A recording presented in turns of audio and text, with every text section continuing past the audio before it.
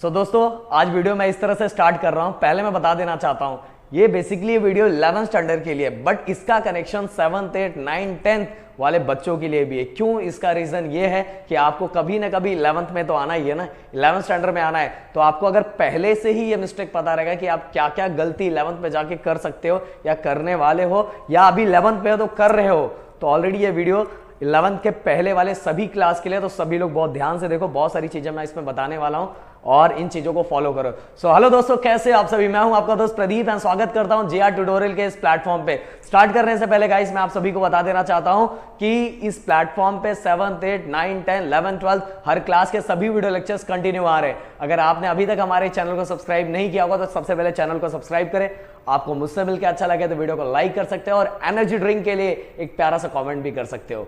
Guys पहले starting में बता चुका हूं, और इसके साथ ही हाँ एक चीज और बताना है मुझे कि मेरा एक चैनल है जिसका नाम है प्रदीप गिरी ब्लॉगिंग का चैनल है, और एक दूसरा एजुकेशनल चैनल है जिसका नाम है गिरी ट्यूटोरियल। तो वहां भी जाके अपने प्यार की बरसात कर सकते हो। चैनल को अगर अच्छा लगे तो सब्सक्राइब कर सकते हो।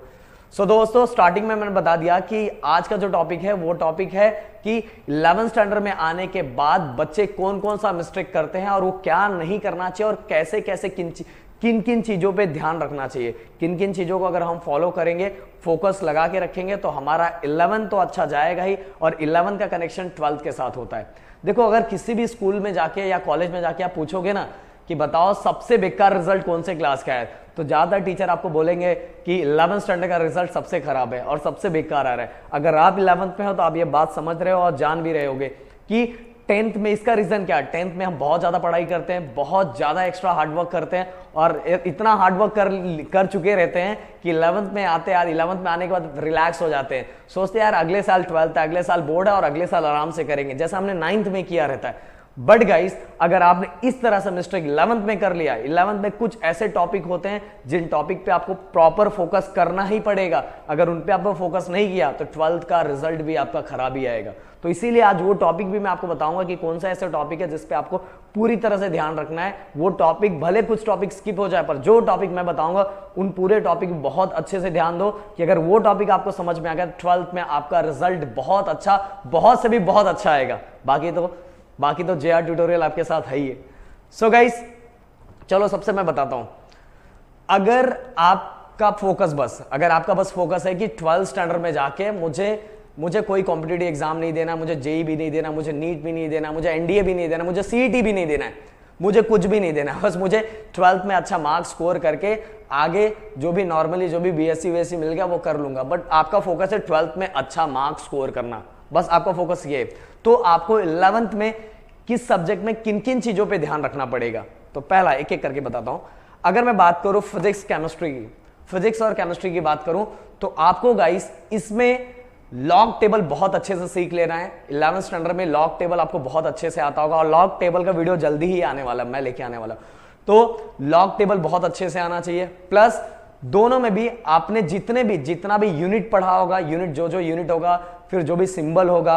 अगर मैं ऑर्गेनिक केमिस्ट्री की बात करूं तो ऑर्गेनिक केमिस्ट्री में जो भी रिएक्टेंट फॉर्म होंगे वो रहेंगे, जो भी प्रोडक्ट फॉर्म हो रहे होंगे, उन एलिमेंट का नाम क्या है, ये सभी चीज आपको याद होना चाहिए।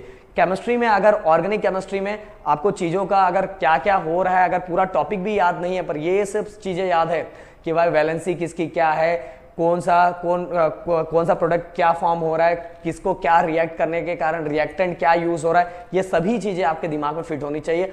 और लॉग टेबल तो आपको बहुत अच्छे से आना चाहिए। तो दोनों के लिए मैंने बता दिया, लॉग टेबल सीख लो, यूनिट आपको आना चाहिए। कोई भी अगर कोई फिजिकल क्वांटिटी आपको दिमाग में है तो उसकी यूनिट 11th स्टैंडर्ड में जितना यूनिट हो वो सभी बाय हेड कर लो। यूनिट के साथ ही सिंबल भी याद कर लो। ऑर्गेनिक केमिस्ट्री के अंदर आपको क्या याद करना है, मैंने बताया, जो भी कंपाउंड फॉर्म हो रहा है, जो भी रिएक्टेंट फॉर्म हो रहा है, ये सभी याद कर लो। ओके, अब बात करते हैं मैथ में किन चीजों पे। मैथ में ट्रिग्नोमेट्री फॉर्मूले हो गए, वो याद कर लो। ट्रिग्नोमेट्री फॉर्मूले का बेसिक डिटरमिनेंट, पूरा डिटरमिनेंट्स की बात नहीं कर रहा हूं, बस बेसिक डिटरमिनेंट। फिर इसका डेरिवेटिव अच्छे से करो। डेरिवेटिव तो बहुत अच्छे से कर लो, क्योंकि ये ट्रिग्नोमेट्री फॉर्मूले और डेरिवेटिव ये आपका 12th स्टैंडर्ड का जो पार्ट 2 मैथ का पार्ट 2 है, इसमें बहुत सारे लेसन में बहुत ज्यादा हेल्प करेगा। तो ये लेसन पे बहुत अच्छे से आना चाहिए, और थोड़ा बहुत अगर फोकस कर सकते हो तो स्ट्रेट लाइन पे भी फोकस कर लेना। अब मैं बात करूंगा बायोलॉजी। तो बायोलॉजी में गाइस आप अगर थोड़ा बहुत डायग्राम देखते जाओ, थोड़ी थोड़ी चीज़ों को समझते जाओ, इतना भी ज़्यादा नहीं कि आप अगर 12th में जाओगे, अगर बायोलॉजी आपने स्टार्टिंग से स्टार्ट किया तो आपको बहुत ज़्यादा हार्ड पड़ेगा। थोड़ा बहुत आपने डायग्राम पे फोकस किया, डायग्राम की थोड़ी प्रैक्टिस अच्छी खासी रखी, थोड़े बड़े कॉन्सेप्ट को रखा, ऑलरेडी जो वीडियोस आ रहे हैं वीडियोस को प्रॉपर फॉलो करते चले गए, तो भी आप 12th में अच्छा स्कोर कर लोगे। तो फिजिक्स और केमिस्ट्री के लिए क्या बता दिया मैंने, मैथ के लिए कौन कौन से टॉपिक मैंने बता दिया। अब बात आती है गाइस ऐसे स्टूडेंट जिनका फोकस 12th में भी अच्छा स्कोर करना है, जेई, नीट, सीटी, एनडीए ये सभी क्रैक करना है, या इसमें से कोई 12th में अच्छा स्कोर करने के साथ ये इसमें से किसी एक में क्रैक करना है, अच्छा करना है उनको, उनके दिमाग में कि नहीं नहीं भाई मुझे करना है, तो उसके लिए क्या, तो उसके लिए देखो बहुत जगह ऐसा रहता है कि नहीं नहीं आप 11th में थोड़ा बहुत भी कर लोगे तो भी चलेगा, 12th में जाके अच्छा हो जाता है। ऐसा नहीं, मैं आपको एक चीज बताने जा रहा हूं, वो चीज पे ध्यान रखो। आपका जो 11th होता है ना, 11th का 40% सिलेबस इन सभी का होता है, जेई, नीट, सीईटी, एनडीए। मतलब ज्यादातर मैं बताऊं तो जेई और नीट, सीईटी का तो सीईटी तो 11th और 12th पूरा हमारा महाराष्ट्र बोर्ड का, बट 11th का 40% इसके सिलेबस का होता है। ओके, जेई मेंस का सिलेबस 40% 11th का होता है, तो इसके लिए आपको 11th बहुत अच्छे से पढ़ना है। अगर आपके दिमाग में है कि आपको कॉम्पिटिटिव एग्जाम को क्रैक करना है तो आपको 11th, बहुत लोग बोलते हैं बस ये टॉपिक पढ़ लो, ये टॉपिक पढ़ लो, नहीं, अगर आपका फोकस इन एग्जाम पे है तो आपको 11th बहुत अच्छे से पढ़ना है, हर टॉपिक पे फोकस करना है, हर टॉपिक पे ध्यान रखना है कि नहीं नहीं नहीं मुझे स्कोर करना है। मैं डायरेक्ट स्ट्रेट फॉरवर्ड बात करूंगी कि 60% 12th एंड 40% 11th। 40% बहुत कम लग रहा होगा, पर सच बताओ ना 40% जो एग्जाम देते हैं उनको पता है 40% कितना होता है। ये सभी इसका आंसर मिल गया कि किन चीजों पे हमें फोकस करना है। अगर फोकस इस पे यही करना है, पूरा 11th अच्छे से पढ़ना है, पूरा 11th अच्छे से पढ़ना है, और कुछ भी नहीं है। सब बोलते हैं नहीं ये पढ़ लो वो पढ़ लो, नहीं, 11th पूरा अच्छे से पढ़ना है।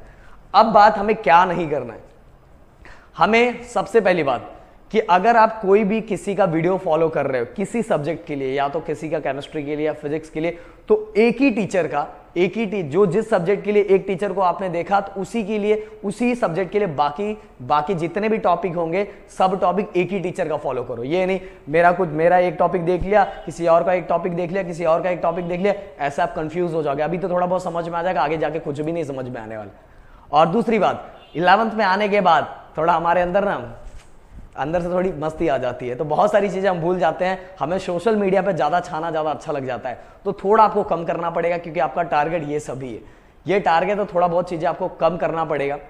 तीसरी बात, आपको गाइस अभी से ही, अगर आप जनरली क्या करते हैं 11th बच्चे कुछ चीजें यहां लिख देते, कुछ वहां लिख देते, कुछ यहां, नहीं, अभी से ही आपको ये नहीं करना है। आपको क्या करना है पता है, 12th में जिस तरह से आप नोट्स बनाने वाले उसकी तैयारी 11th से ही प्रैक्टिस करना स्टार्ट कर देना है। अगर आपको ये करना है तो पहले से ही अच्छे नोट्स बनाना सीख जाओ, अच्छा डायग्राम प्रैक्टिस करना सीख जाओ। ओके, सो गाइस, डोंट में तो सभी को पता है कि हमें क्या नहीं करना चाहिए, तो हमें ये सभी चीजें नहीं करनी चाहिए। आप जनरली अगर आप स्टेट बोर्ड के हो तो आप अपने ही बुक पे ध्यान रखो, बिना मतलब आप एनसीईआरटी के बुक को अभी फॉलो करने की जरूरत नहीं है, पहले अपने आप बुक को ध्यान रखो। तो बहुत सारे बच्चे एक्स्ट्रा होशियारी के चक्कर में ना 11th में ही यहां वहां का सब रेफरेंस बुक उठा के पढ़ते हैं और बाद में कॉन्फिडेंट गिर जाता है, 11th में कॉन्फिडेंट गिर जाता है, और कॉन्फिडेंट गिरने के कारण 12th तक वो कॉन्फिडेंट उठता नहीं है। तो आपका अगर स्टेट बोर्ड में हो तो स्टेट बोर्ड का बुक फॉलो करो, बाकी चीजें हम बताएंगे क्या क्या, बस हमें एनसीईआरटी में क्या क्या चीजों में फॉलो करना है, ये भी करोगे तो भी अच्छा स्कोर हो जाएगा। ओके, तो ये सब जो आप मार्केट में फैला है ना कि अगर स्टेट बोर्ड के बच्चे अपने बुक पे ध्यान रखें तो बहुत सारी चीजें हमारे बुक से ही हमें मिल जाती है। समझ में आए?